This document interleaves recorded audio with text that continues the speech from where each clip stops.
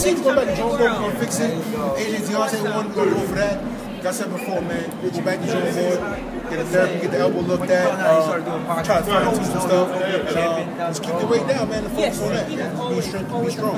Let's say if he happened to fight on, against you, Anthony Joshua, were you willing to go to the UK? Yeah, I think everything is about timing. I mean, if everything adds up and it's worth it, then we do it.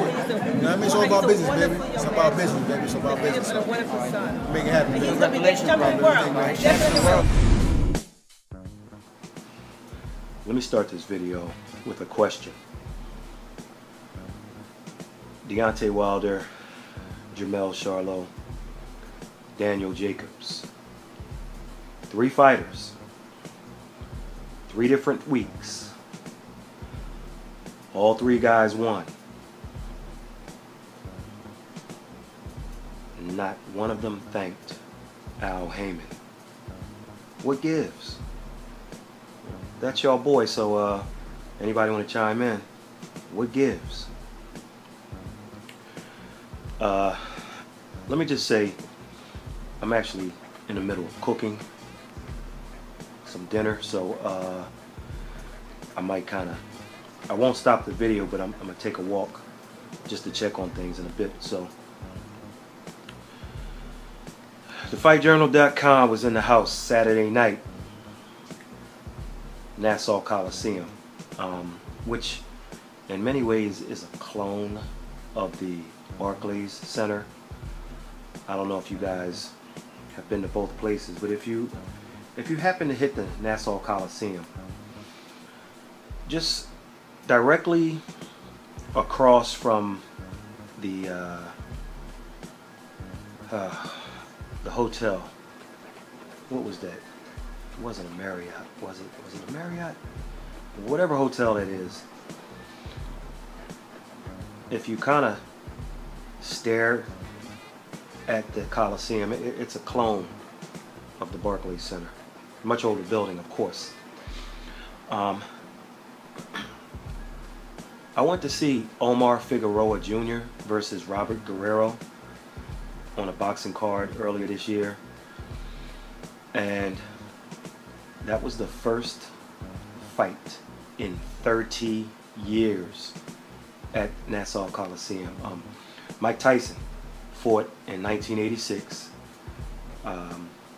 He knocked out Steve Zouski, and that was the last fight until 2017. So just a little history for you.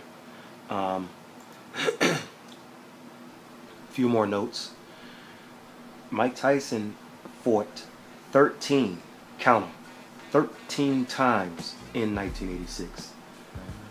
A year he capped off by beating Trevor Berbick to win the WBC World Heavyweight title.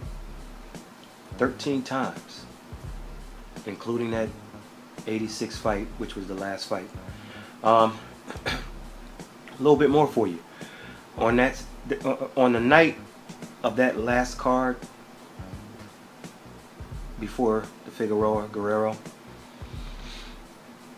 at Nassau, the same night that Tyson fought at Nassau Coliseum, there was another card in Las Vegas.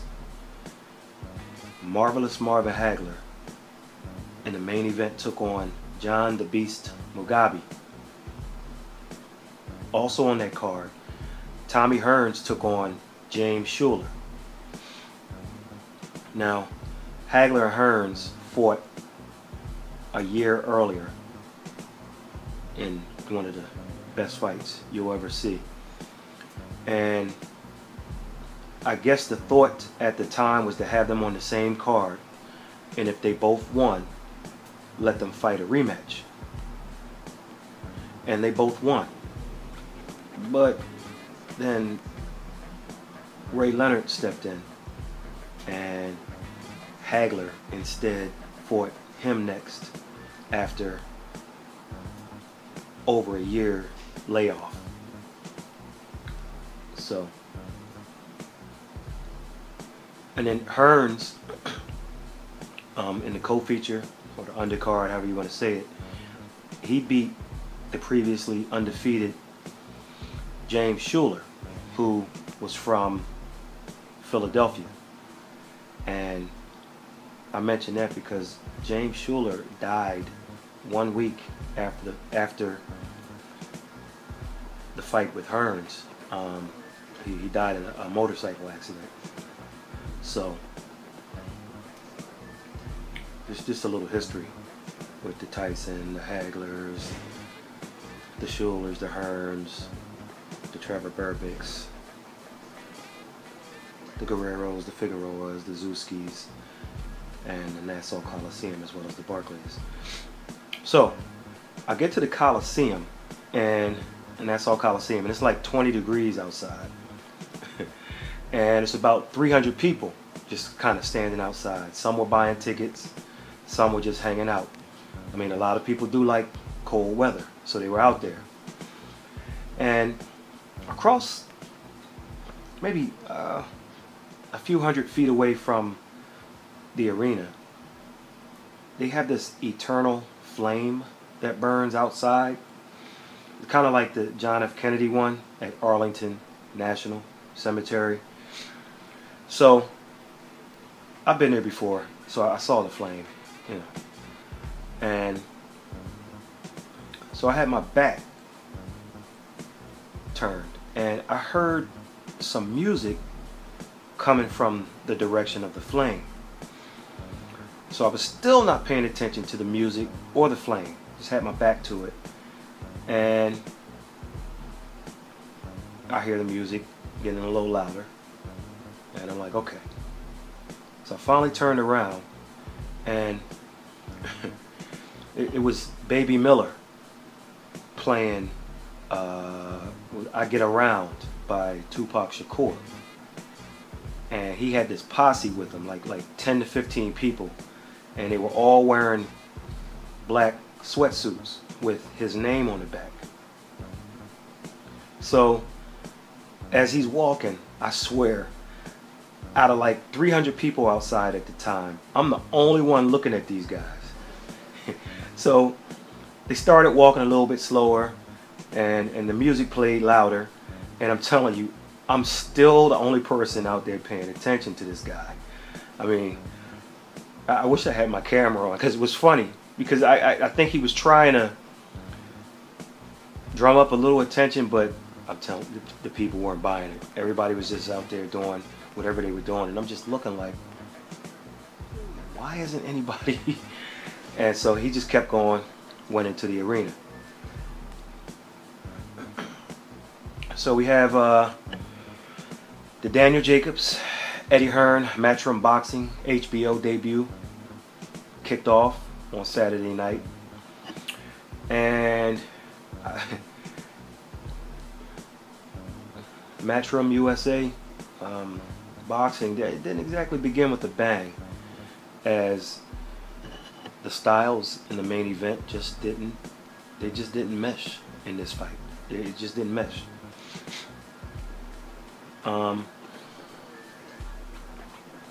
Jacobs, 32 wins, 2 losses, 29 knockouts. And Louis Arias, now 18 wins, 1 loss, 9 knockouts. Did battle. You start with Danny Jacobs. I mean, he's been on a one-man promotional tour since March to kind of celebrate the fact that he lost to Gennady Golovkin, but didn't get knocked out. And it's like, man, you've been blowing that whistle since March. Now it's time to do what you need to do. So the expectation, because of this, anybody that paid Jacobs any attention, the expectation was he was going to try to come in here and blow this guy out of the water, take it to the next level. And while Jacobs didn't quite do that, he didn't really have to, because Arias just he didn't bring much offense to the party at all, and disappointing. The height, the reach, the jab, just troubled Arias all night. Arias only threw 318 punches, and he landed only 88. Jacobs, to his credit, threw 581 punches and landed 184. So, marksmanship. The fight had some moments of action. It just wasn't enough. Arias did a lot of clinching.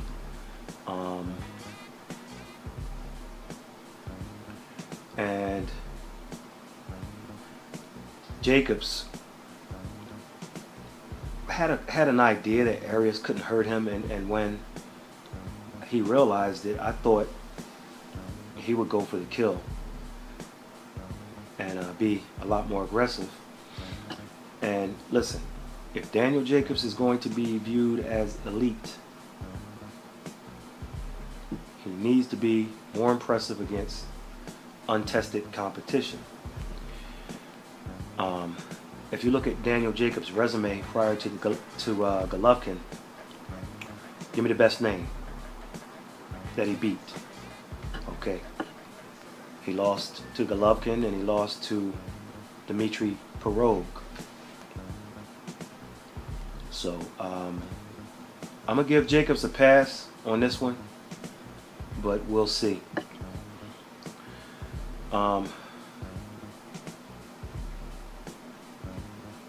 The scores were 118, 109, 119, 108, 120, 107.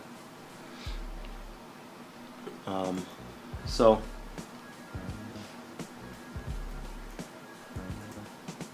not the most pleasing of fights, and I understand you have to have the appropriate dance partner in the ring, and Arias just it was a disappointment. Jacobs, he has fantastic hand speed, but he doesn't use any cadence when he throws it. A lot of times he uses the hand speed at the wrong time. Now I'm saying that about a guy who's 35 fights, he has 29 knockouts. But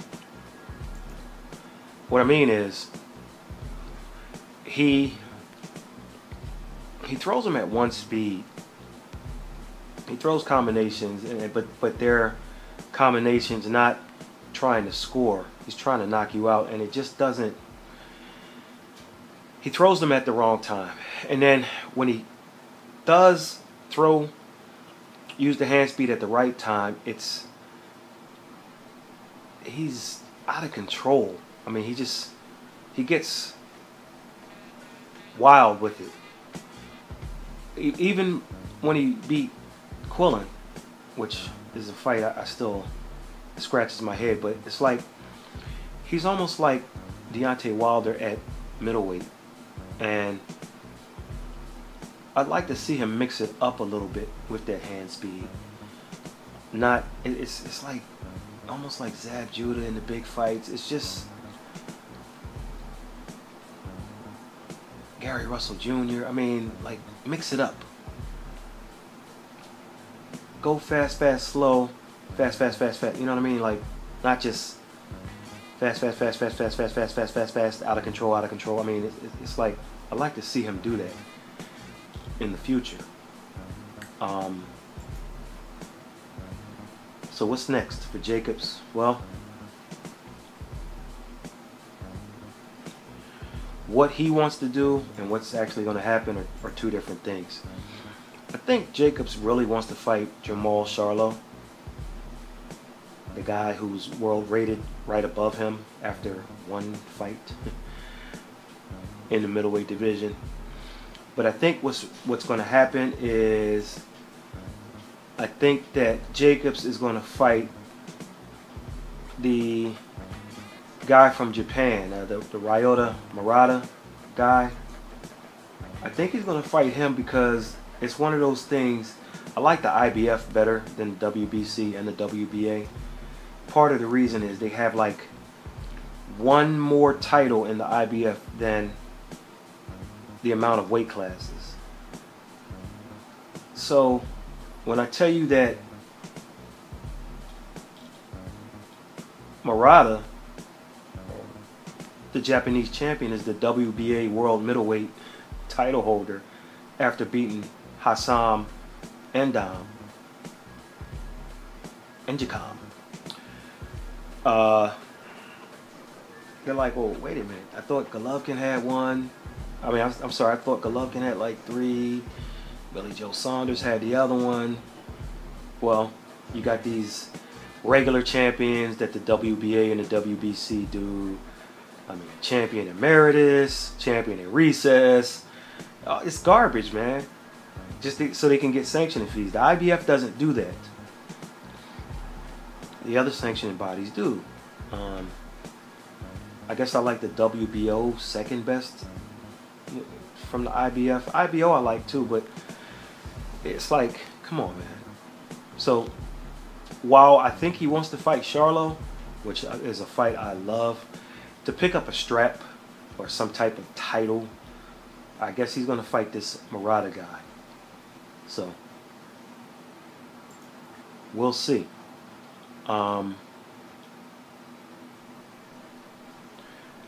Jacobs called himself, he talked about impressing the fans and being the people's champion. I think activity will help you be that. Maybe another fight in early 2018, and then go after the Lemieux and Saunders. If Charlo elects to fight Golovkin, if Golovkin beats Arias.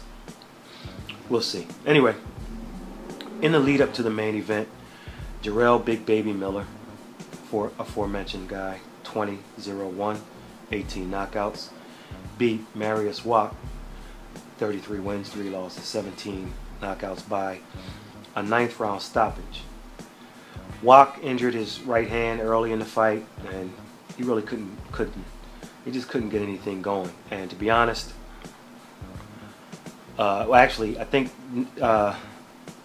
he mentioned that his hand might be broken. Now, what you had in this fight were 2 guys who were out of shape. One younger and one who's past it. So, despite his high knockout percentage, Miller he's not a big puncher. He's talking about fighting the Joshuas and the Wilders of the world, but I don't think he's on that level. You'd like to see him develop more before he fights one of them. Yes, he's 29 years old, but heavyweights don't really develop until about age 30 or so. So you have to look at it differently. If it was me, I'd test Miller against another guy who's past it a little bit, like a Eric Molina, a Joey Abel, or even a rematch with the one guy he had a draw on his record with, Joey DeVaco.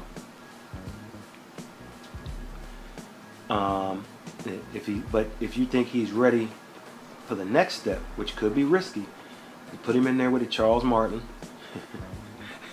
Yeah, that Charles Martin. Tomas Adamek, or Dillian White, or Andy Ruiz, and test the kid and see where he's at. But if not, then go for the payday. Go right after a title. I mean, you got a top 10 ranking.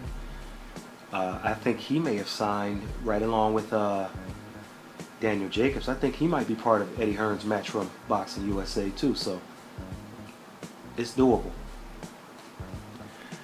In the televised opener, Cletus Selden just destroyed Roberto Ortiz. Massa. Knocked him down twice in the first, and he got himself a 3rd round stoppage. He threw a looping right hand over the top. Ortiz got up immediately, but maybe too fast. His left leg was kind of shaky as he stood, and Selden, he dropped Ortiz later, and Ortiz survived the round. So he busted up Ortiz in the 2nd round with another looping right, and A lot of blood start flowing. In the third round, Ortiz went down. Doctor took a look at it and waved it off. So, where does Selden go from here? Ordinarily, I would say move him steadily, but Selden is 31, and the time to capitalize on his HBO fame is now. He's 21-0, 17 knockouts. This was a nice step-up fight for him. Now that he's passed the test, you got to put him in there with like a Miguel Vasquez or a Marius Hooker type. If boxing was really what it should be, you test him right now with an Adrian Broner, a Julius Ndongo, a Salcedo or a Roscoe. I mean, I'd even take an Emmanuel Taylor right now, because Selden seems like a guy, if it was up to him, that he's willing to try to pass any test. You can outbox him. I mean, he's a brawler, and he was a lot bigger, at least it looked that way, than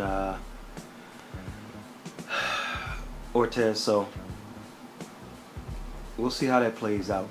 Speaking of bigger, the Daniel Jacobs that fought Gennady Golovkin seemed to be, watching both fights live, a lot bigger than the Daniel Jacobs that fought Louis Arias. The Gennady Golovkin, the Daniel Jacobs that fought Gennady Golovkin also seemed a lot bigger than the Daniel Jacobs who fought Dmitry Pirog. And maybe it's my eyes. I don't know how some of these guys do it. I mean, no. I know how some of them do it. I'll leave it at that, but it didn't look as big. So what's next? Well, unfortunately for Selden, he'll probably face like a Michael Perez or a Michael Kitsidis, somebody like that. Unfortunately, in today's boxing, that's how it might play out. So, I think it's time to check on the food here, make sure I'm not burning anything. So I'm going to walk as I talk.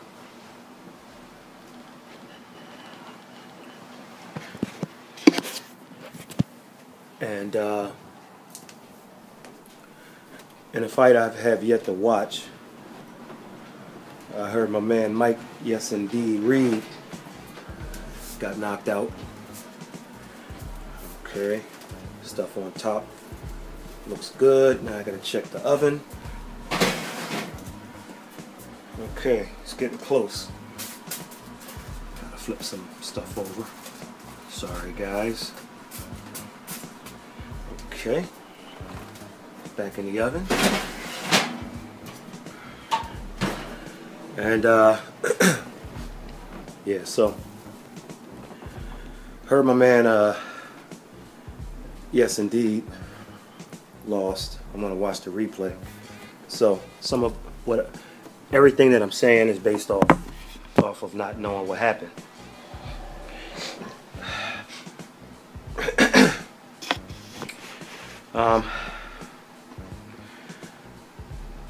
I didn't see the fight, haven't heard anything about it other than knockout, and I don't even know which round it happened in, but I'll just say this.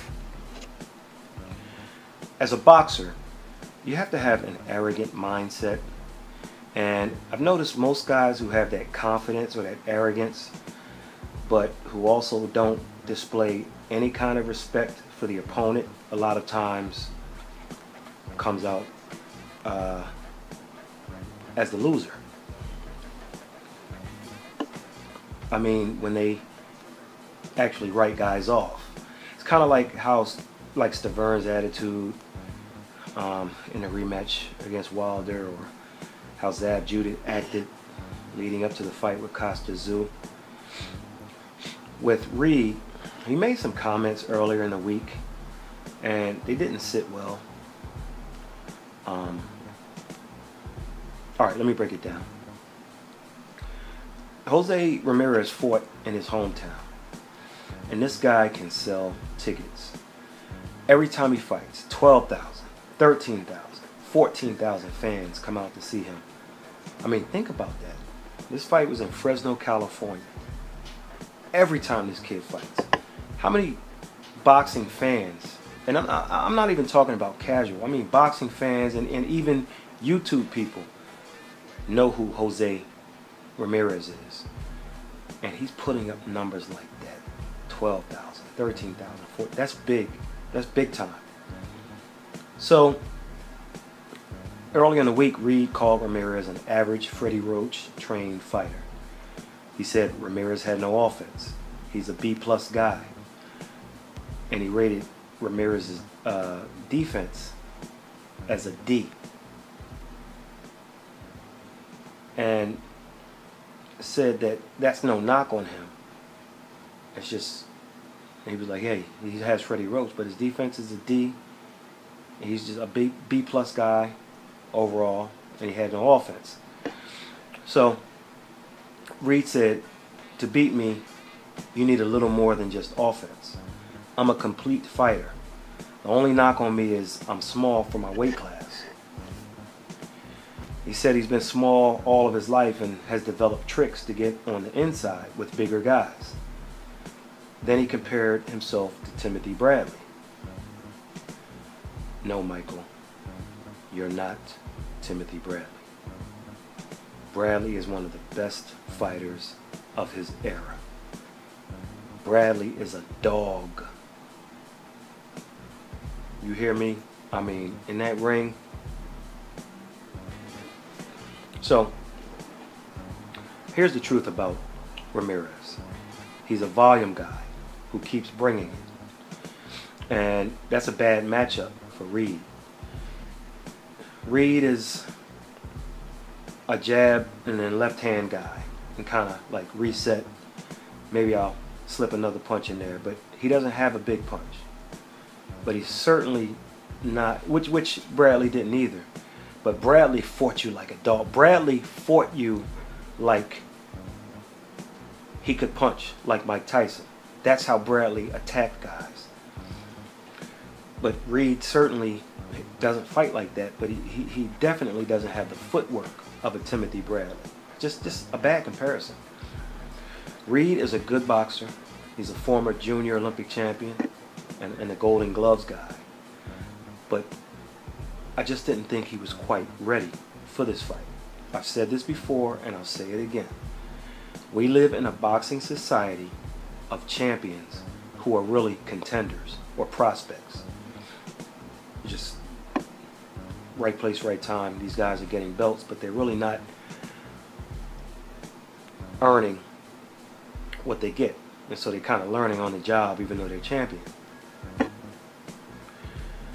So my question is, was there pressure for Reed to get there at this point to take this fight? I don't know. I mean, the kid's only 24 years old. And while I know Top Rank is the best at developing guys, you know, maybe Team Michael Reed pressured Top Rank into this fight. Maybe it wasn't Top Rank pressuring Reed to get there. I don't know. I think I know. I don't know. I think it's the latter. I think Reed's team thought he was ready, and they said, "Look, I want to be fighting for a title in early 2018. So step me up. Let me fight this guy. Get rid of him, and then go ahead." And it didn't work. Now, I respect the fact that two undefeateds are going at it. This is why Showbox was created years ago. This fight was on ESPN, but this is why Showbox. Got two undefeated prospects from different part of the world. The problem is you went to a guy's hometown. Now, I know people talk about it doesn't matter where a fight takes place, but that's nonsense. This kid Ramirez feeds off of that home crowd. When Anthony Joshua got knocked down, if that fight wasn't in his backyard and instead was in Germany, I think Vladimir Klitschko stops him. Vladimir would have fed off of that home crowd and finished him. But AJ came back. He fed off his home crowd, got his second or third win, and he won. Floyd Mayweather Jr. was more of a Vegas champion than a world champion. So why didn't he fight outside of Vegas? Because he's comfortable there. He's comfortable there. As an opponent going into a place and dealing with a hostile crowd, it's not easy. So you send a 24-year-old prospect in there, and he got overwhelmed. Now, this is based on me not seeing the fight. I'm purposely not going to watch it until I do this video. Maybe Michael Reed was winning, and he got stopped in the final round. I don't like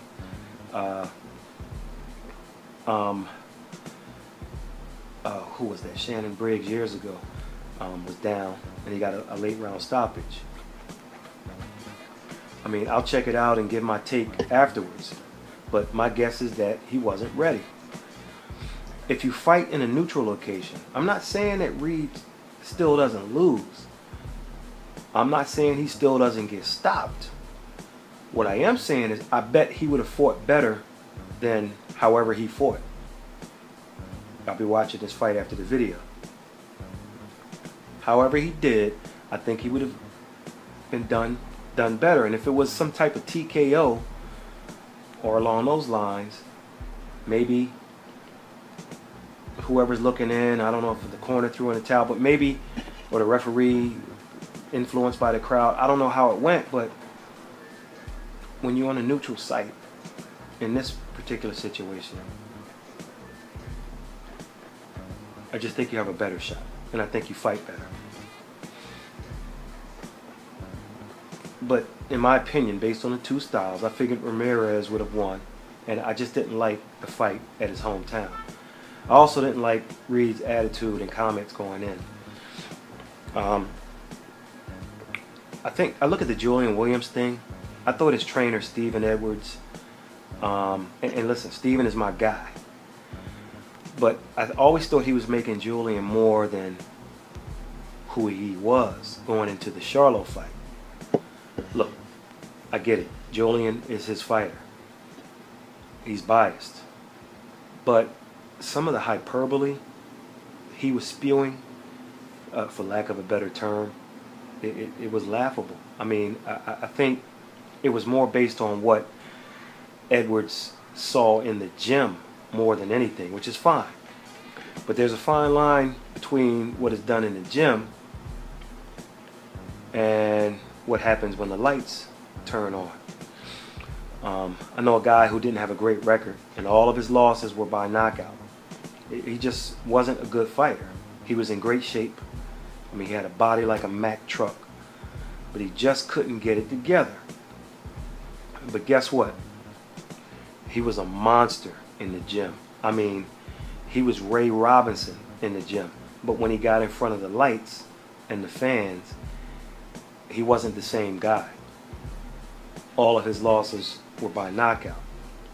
But if you walk in the gym tomorrow and looked at all the fighters, and someone asked you who was going to turn out to be a great one, you pointed him. I mean, he was just a great gym fighter. So, I mean, if I ever got into a fight with him on the streets, I'd go ding like a bell in a real fight. And I'm telling you, he might become that guy who got stopped in all of his losses. I mean, I say that halfway seriously. Like, that would be my strategy, because his mental might go there. Anyway, I hope Michael Reed learns from this loss and he works back to a similar situation and passes the test the second time. I just hope he does it the right way. There's a right way and a wrong way to come back. So let me jump back to Williams. Julian Williams will fight Ishe Smith next Saturday night. It's in Ishe Smith's hometown. Smith is past his prime, and it's a fight Williams should win. So it's not the same deal as Reed fighting in Ramirez's hometown, but there's something I still don't like. Julian Williams was stopped by Jermall Charlo close to a year ago. He bounced back and he beat Joshua Conley in a comeback fight this past June. Now, Conley hasn't beaten anybody of note. He's like 14-1-1. And it was a fight where Conley didn't open up a lot because he didn't want to get stopped early. But when Conley did open up, he hit Julian with quite a few left hooks. But you have to remember, Williams isn't going to fight the bigger names the same way he fought Conley. So I don't expect those left hooks. In other words, he was willing to take those to get off what he did because he was in there with the guy he should have beaten, and he did. Nevertheless, I just don't like him getting hit with the hooks. So that was step one in the Julian Williams comeback. Here's where I think his team is making the mistake that another team isn't. I'd like to see a 4 or 5 step comeback for Julian Williams. If Williams beats Smith, which I expect him to do, they're looking for a title shot. And I don't like that. Now, there's some people who are suspicious of the Charlo brothers, more notably Jamal. Listen, I don't know if the Charlo brothers use PEDs, and that's not the point I'm trying to make here. Even though I'm extremely distrustful of the drug testing protocol, especially before and after the Charlo versus Williams fight. Another story. The point I want to make is that Julian can beat the Joshua Conleys and Ishe Smiths of the world. I mean, he has all the tools to do that. But where is he truly, where is he mentally? When you take a shot like he took from Jamal Charlo, it does something to you mentally. I don't care how good you look in the gym, like the story of the guy I know that I said, or the story of Julian's trainer. I don't care how good you look in the gym. When you step in with the big boys, that's when we'll see where you are mentally. How true, in other words, is your confidence? If it were me, I'd take Julian and fight 3 more times after Ishe, and then, if all systems are go, then you shoot for a Jarrett Hurd or a Lara or a Jermell Charlo or Vanes Martirosyan or Liam Smith or Austin Trout or whatever. You know, if the title isn't there, then you go after Martirosyan or Trout or somebody as the step right before the title. But you really have to make sure this guy is back mentally. And you aren't going to find that out in the gym, even if he's looking like Henry Armstrong in there. I'll never forget that Edwards said after the fight that Julian never recovered from the knockdown.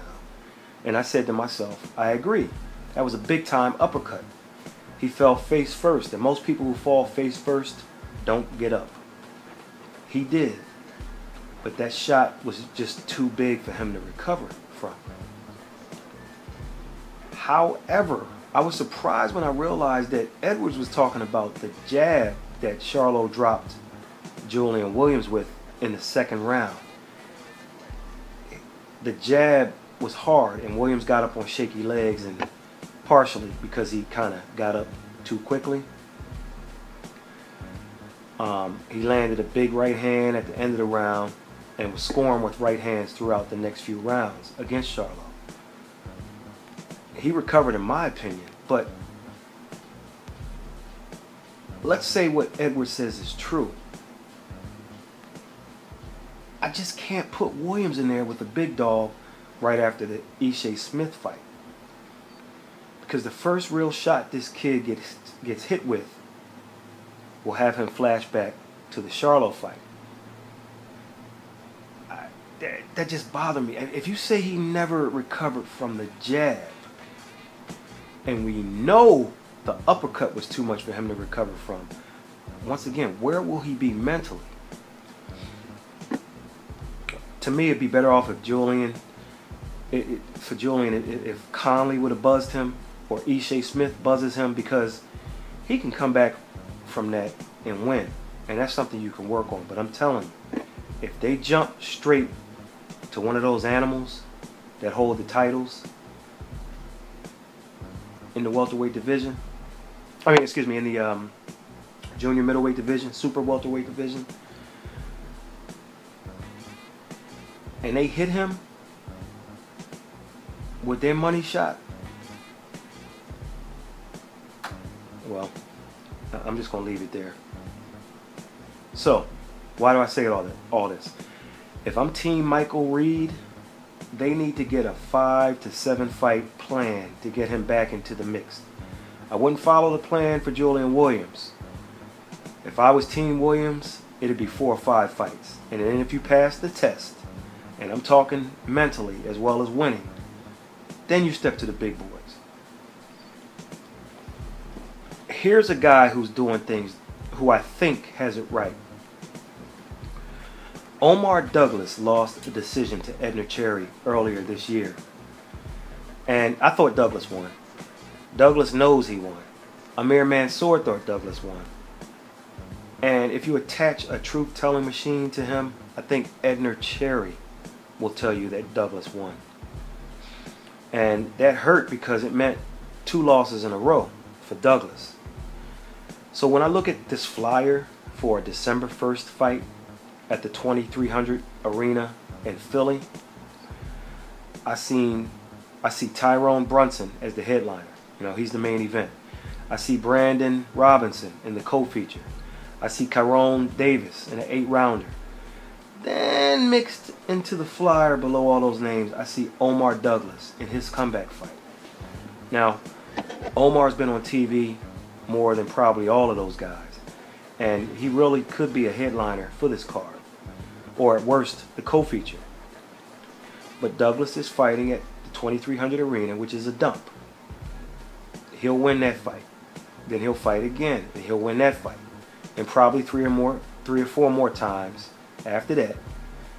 And then he'll be where he needs to be. He's not going to wait around looking to get a TV date and have an opponent that's like 60-40, 50-50. He's going to stay busy. He's going to get back on that journey to try to get back to the top. That's what I think Reed should do. And that's what I think Williams should do. I know Williams won't. But I'm not sure how Reed's team will do it. Let me finish up by saying this. Michael Reed is a DMV fighter. Okay? I live in the DMV. I'm not from the DMV. And I will never claim the DMV. But that's where I live. For those of you that don't know, that's D.C., Maryland, Virginia. Okay? Now, in the DMV, here, everybody's always critical about supporting local guys. Look, that's not my job. My job is to state facts. I'm not on anyone's payroll.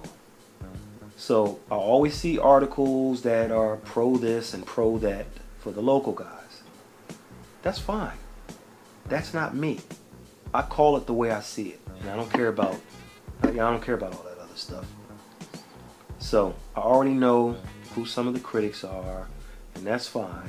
They're going to come after me and say, man, you know, you're not promoting the local guys. I'm not a promoter. And I cover boxing on a national level.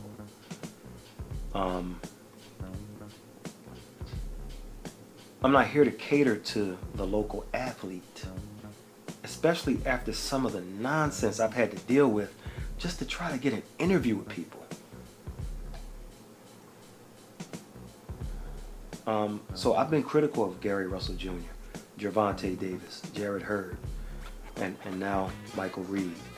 And there are many others.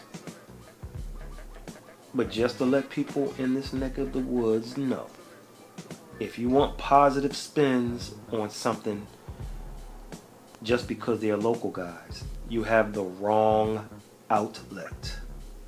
Go to another channel. It's not going to happen here. Last thing.